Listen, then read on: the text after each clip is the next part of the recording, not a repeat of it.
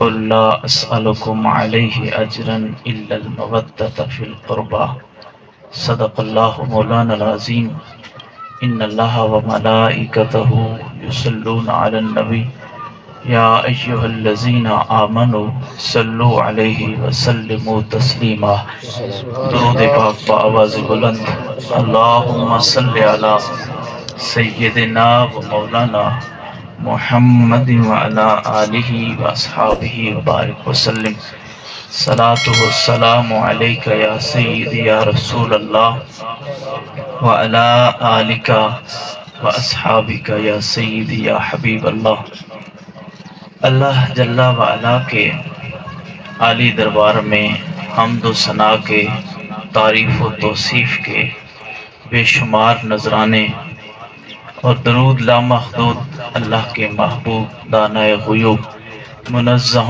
عن کل العیوب سرکار کائنات فخر موجودات سرور سروراں رحمت عالمیاں مالک رکاب امم فخر آدم و بنی آدم شہنشاہ حسینہ تتمہ دوراں معصوم آمنہ احمد مجتبیٰ جناب سیدنا محمد مصطفیٰ علیہ التحیۃ والثناء آقا کریم کے حضور اقدس میں انتہائی محبت، عقیدت، چاہت اور الفت کے ساتھ سلام عشق و شوق پیش کرنے کے بعد دعا کیجیے خلاق دو عالم اس نوجوان مرحوم کو اپنے جوار رحمت میں جگہ عطا فرمائے، کروٹ کروٹ جنت کی بہاریں نصیب فرمائے اور جنت الفردوس میں عرفہ مقام عطا فرمائے۔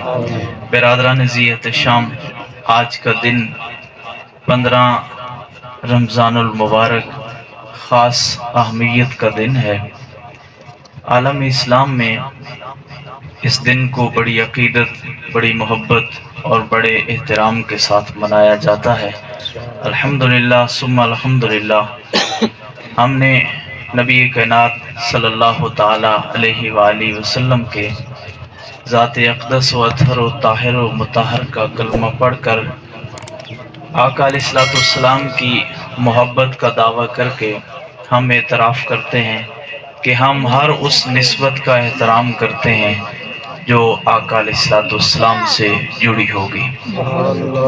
تو حضرات، آپ نے یقیناً معلوم ہوگا، آپ کو خبر ہوگی، آج کا دن جو 15 رمضان ہے یہ رسول کائنات صلی اللہ تعالی علیہ وآلہ وسلم کے نواسے بلکہ حضور کے لخت جگر، آقا علیہ الصلوۃ والسلام کے دل کا قرار اور سیدہ زہرا بطول کے قلب کا چین، امام علی مقام امام حسین کے برادر اکبر، بلکہ یوں کہوں گا کہ جناب امام حسین رضی اللہ تعالیٰ عنہ علیہ الصلوۃ والسلام، آپ فرمایا کرتے تھے کہ حسن صرف میرا بڑا بھائی نہیں، میرا امام بھی ہے۔ اور حضرات، اس سے بڑا جملہ میرے پاس کوئی نہیں ہے کہ میں جس ہستی کا تذکرہ کر رہا ہوں وہ علی کا سجادہ نشین ہے، اور سیدنا حیدر کرار کے مصلے پہ جو بیٹھنے والا ہو۔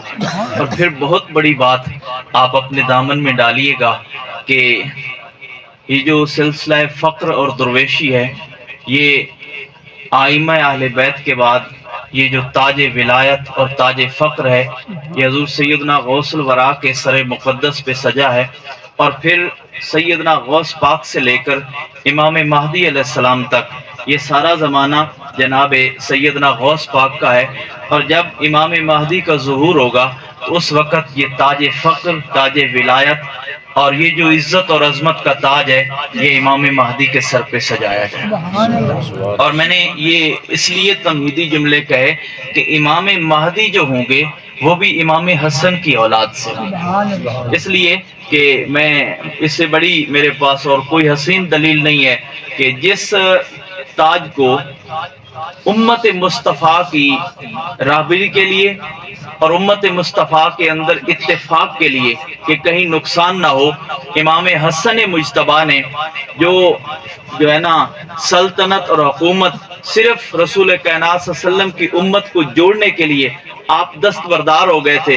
آپ کو پتہ ہے نا کہ جب قربانی دی جاتی ہے تو پھر اس قربانی کا ثمر تو ملتا ہے, تو اللہ تعالیٰ اس کا ثمر امام مہدی کے سر پہ تاج ولایت سجا کے عطا فرمائے گا. برادران عزیزت شام, ایک بڑی خوبصورت بات سے اپنی گفتگو شروع کر رہا ہوں جس میں رسول کائنات کی عظمت کے حسین پہلو ہوئے ہوں گے. آپ سارے احباب مجھے جاننے والے بیٹھے ہیں, آپ کو پتہ ہے سرگ اور مجھے آتا نہیں, یا رب کا قرآن سناتا ہوں یا نبی کی شان سناتا ہوں.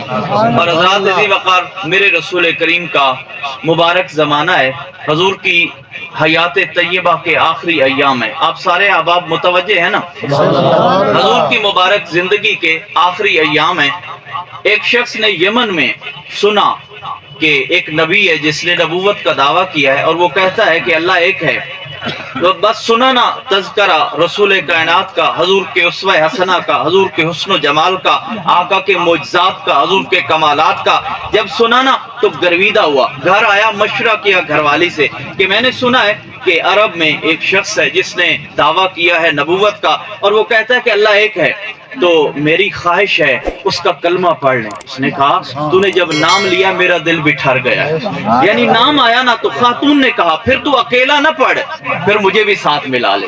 دونوں گئے, نبی کے مبلغ کے ہاتھ پہ انہوں نے کلمہ پڑھا. بہت توجہ طلب بات ہے, جب انہوں نے کلمہ پڑھا دل ٹھر گیا. ایک دفعہ واپس لوٹے, ابتدائی کچھ باتیں سیکھ لی تھی, جب سیکھی نا تو گھر والی نے کہا ہم نے تو ان ڈٹھا سودا کیا ہے.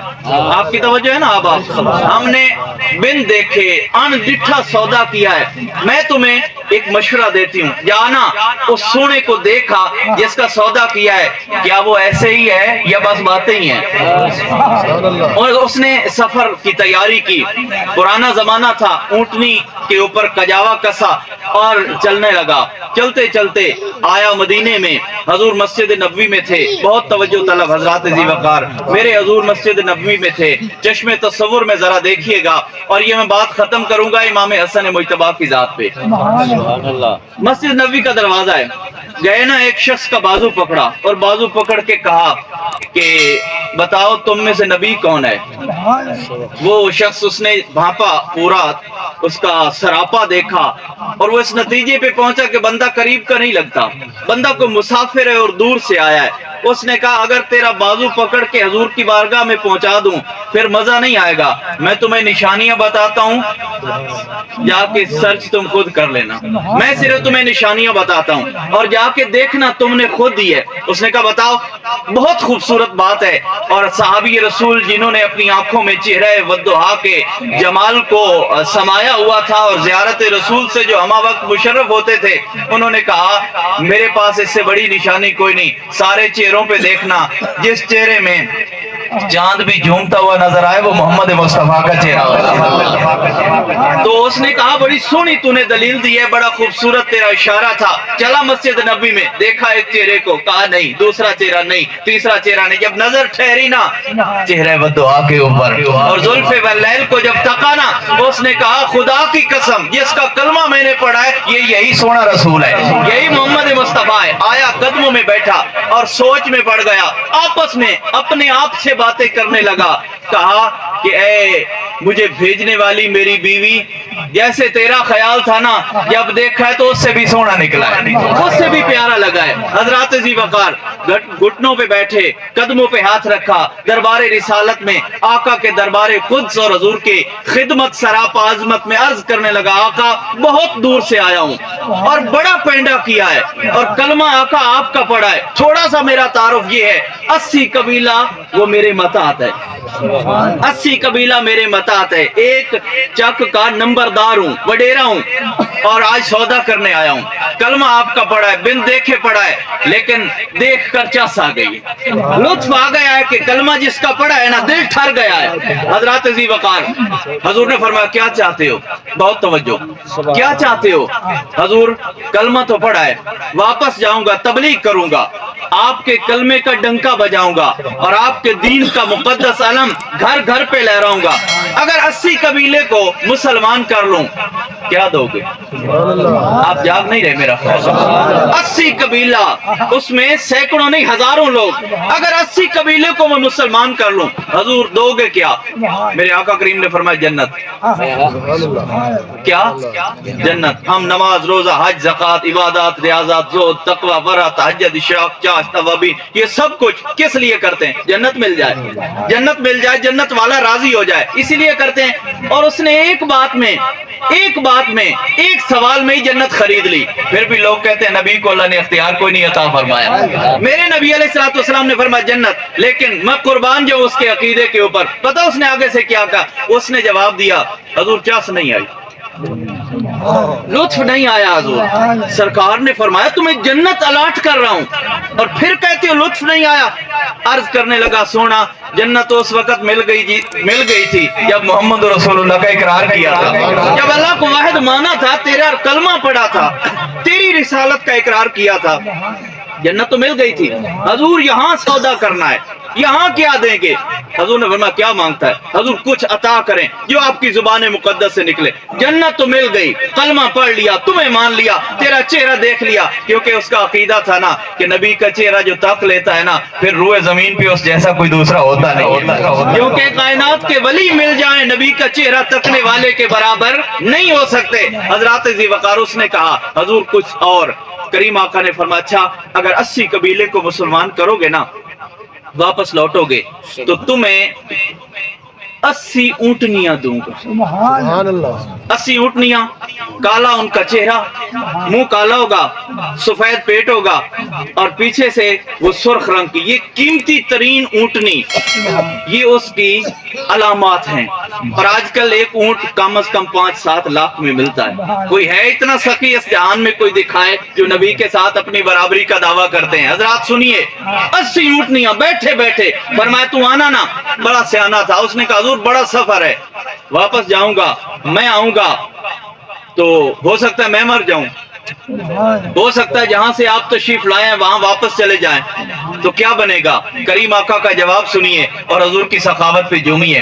میرے کریم آقا علیہ السلام نے فرمایا تو اگر چلا گیا کوئی تو تیرا ہوگا لینے والا پیچھے، تو کسی کو بھیج دینا وہ آ کے لے لے گا، اگر میں چلا گیا تو میرا دینے والے بھی بہت سے پیچھے موجود ہیں۔ حضرات ذی وقار یہ سونے جواب لے کر نبی کے دین مقدس کو صفہ کی درسگاہ میں مبادیات اسلام کو اس نے سیکھا، سیکھ کے واپس چلا گیا۔ 3 سال اس نے تبلیغ کی۔ کتنے سال؟ 3 سال۔ اور 3 سال تبلیغ کر کے نا اس نے 80 قبیلہ مسلمان کر لی۔ اور حضرات ذی وقار بات بڑی خوبصورت سی رہ گئی ہے، اس نے پتہ ایک اور بات کی، اس نے کہا حضور مجھے کوئی پرمٹ تو دینا، ہو سکتا ہے میں چلا جاؤں آپ چلے جائیں۔ حضور نے بلایا، بہت توجہ، حضور نے بلایا علی کہاں ہے؟ علی یہ راندہ کوئی نہیں پہ لکھ کے دے چھوڑ۔ حضور کا جو ہے نا خط ہے، لکھنے والے حیدر کرار ہیں اور لکھ کے دے رہے ہیں کہ یہ آئے گا نا 80 قبیلہ مسلمان کر کے، اسے 80 اونٹنیاں دینی ہیں۔ اب پرچہ اس نے لکھا، جیب میں ڈالا، واپس گیا، 80 قبیلہ مسلمان کیا۔ 80 قبیلے کو مسلمان کر کے جب واپس لوٹتا ہے نا تو اپنی بیوی کو کہتا ہے کہ اب وقت آ گیا ہے کک سے لکھ بننے کا۔ پہلے کک پتی غریب لوگ ہیں، اب لکھ پتی بننے کا ویلا آ گیا۔ کہا کیا؟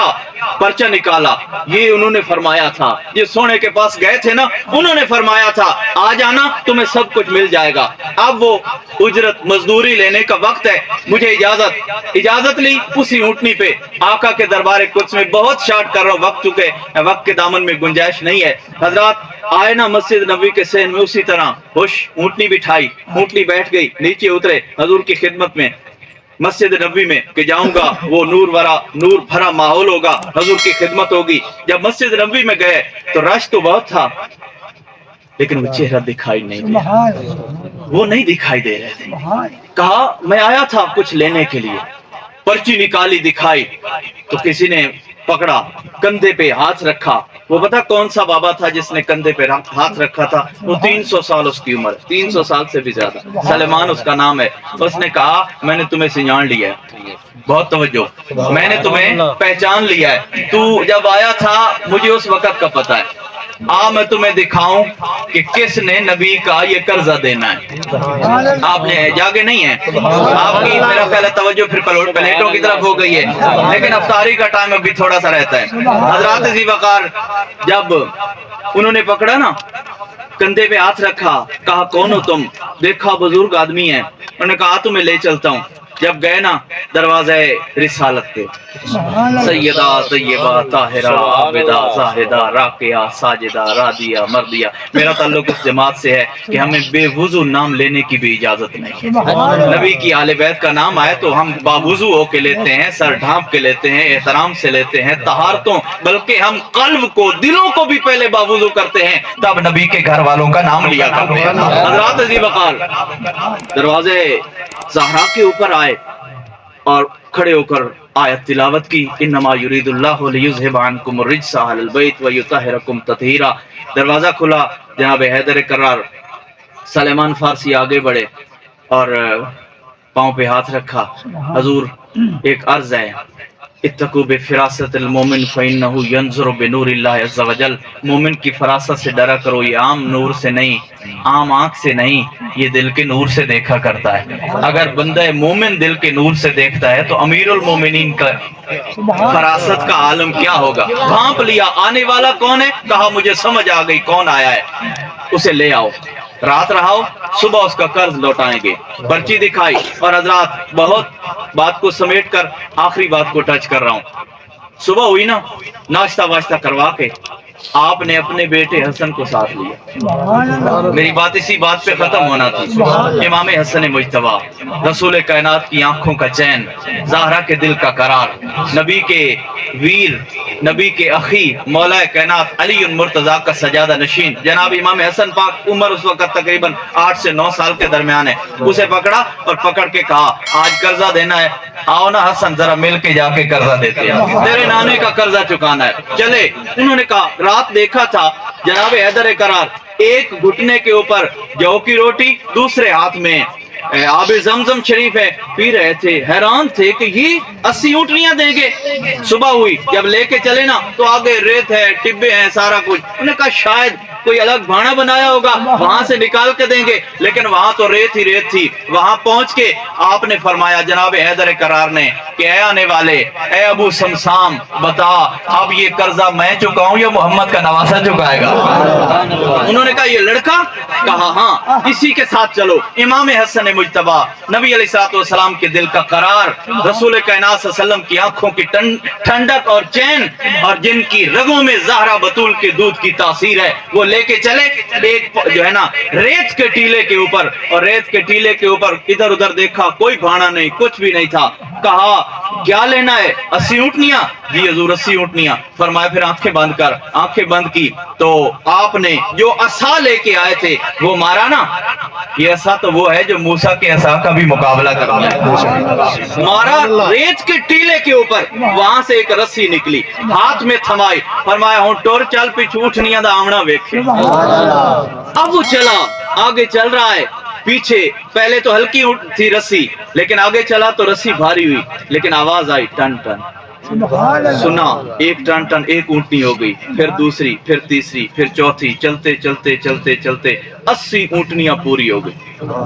بعض بندے تھوڑے سے بے صبرے بھی ہوتے ہیں. تھوڑا بے صبرا ہوا. جب بے صبرا ہوا نا تھوڑا سا کہ پتہ نہیں صرف رسی باری ہے یا کچھ آ بھی رہا ہے یا نہیں, 80 جب گھنٹیاں اس نے گن لی تو پیچھے دیکھا, اور بہت خوبصورت جملہ, میری گفتگو کا نچوڑ. امام حسن مجتبیٰ نے جو فرمایا, اب ایک ایک کر کے نکال رہے تھے نا, تسی نہیں سمجھے بانا کتنا, ایک ایک کر کے نکال رہے تھے. جب 80 پوری ہو گئی نا تو اس نے پیچھے مڑ کے دیکھا. امام حسن مجتبیٰ کا تاریخی بلند خوبصورت ترین جملہ اپنے دامن میں چھپا کے جائیے گا. آپ نے فرمایا اگر پیچھے نہ دیکھتا تو چلتا رہتا, اونٹنیاں کبھی بھی ختم نہ ہوتی. کہنے کے لیے بہت کچھ تھا, لیکن وقت اجازت نہیں دیتا. اس کا تذکرہ تھا جو شباب اہل جنت جنتی جوانوں کا سردار ہے، اس کا تذکرہ جو رسول کائنات صلی اللہ تعالی وسلم کی امانتوں کے امین ہیں، جن کی رگوں میں سیدہ زہرا بطول کے دودھ کی تاثیر ہے، جن کے خون مقدس میں رسول علیہ الصلوۃ والسلام کے خون مقدس کی تاثیر ہے، ہم کیا قیامت تک آنے والی نسلیں ان کے دربار کے دریوزہ گروں کی خاک کا بھی مقابلہ نہیں کر سکتے۔ اللہ ہماری عقیدتیں، محبتیں اس خاندان مقدس کے ساتھ برقرار رکھے، دوام نصیب فرمائے۔ بارے دیگر دعا خلاق دو عالم ان پاکیزہ ہستیوں کا صدقہ اس مرحوم کو جوار رحمت میں جگہ عطا فرمائے۔ وما علیہ الا البلاغ۔